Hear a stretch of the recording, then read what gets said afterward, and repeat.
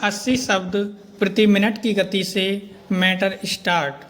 बीते 2-3 दिनों में परीक्षाओं और विशेष रूप से मेडिकल कॉलेजों में प्रवेश परीक्षा नीट के पेपर लीक होने के मामले में केंद्र सरकार ने जो अनेक कदम उठाए, उनसे यह कहना कठिन है कि कॉकरोच जनता पार्टी और विपक्षी दल संतुष्ट होंगे, क्योंकि वे शिक्षा मंत्री धर्मेंद्र प्रधान के त्यागपत्र पर अड़े हैं। इसमें संदेह है कि सरकार इस मांग पर सहमत होगी, लेकिन उसे यह तो सुनिश्चित करना ही चाहिए कि परीक्षाओं में पेपर लीक की समस्या का वास्तव में समाधान हो। यह ठीक है कि उसने पेपर लीक के आरोपितों के मामलों की सुनवाई फास्ट ट्रैक कोर्ट में सुने जाने की व्यवस्था करने के साथ ही सार्वजनिक परीक्षा अधिनियम को कठोर करने का फैसला किया है, लेकिन इसकी अनदेखी न की जाए कि इस कानून को 2024 में भी कठोर किया गया था और इसके बाद भी पेपर लीक हुए। न केवल केंद्रीय परीक्षाओं के पेपर लीक हुए, बल्कि राज्यों की परीक्षाओं के भी। स्पष्ट है कि कानूनों को कठोर करने मात्र से समस्या का समाधान होना तब तक कठिन है जब तक दोषियों को समय रहते सख्त सजा नहीं मिलती।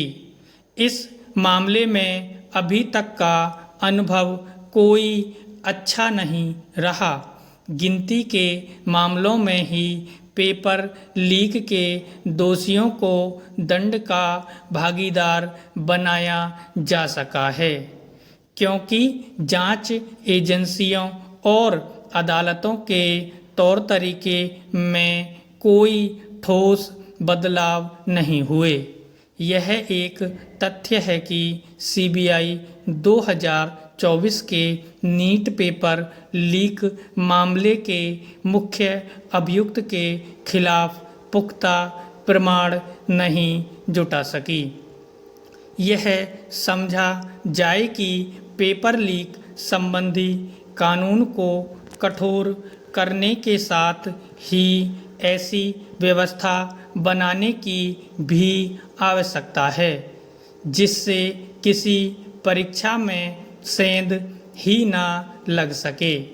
इसके लिए एनटीए और परीक्षाएं आयोजित संचालित करने वाली ऐसी ही अन्य संस्थाओं के कामकाज को भी सुधारना होगा।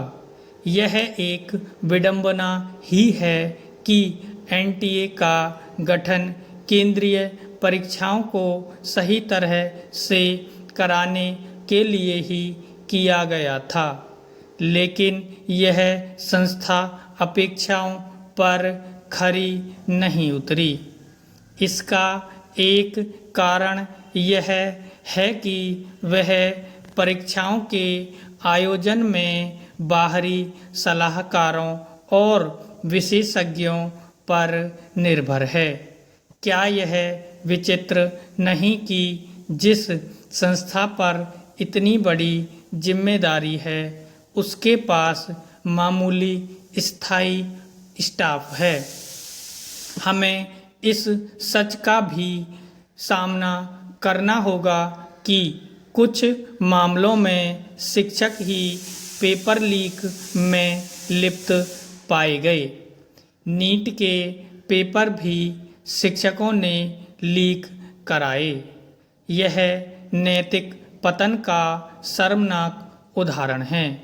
नैतिकता के इस पतन के कारण ही भ्रष्टाचार पनप रहा है। समाप्त।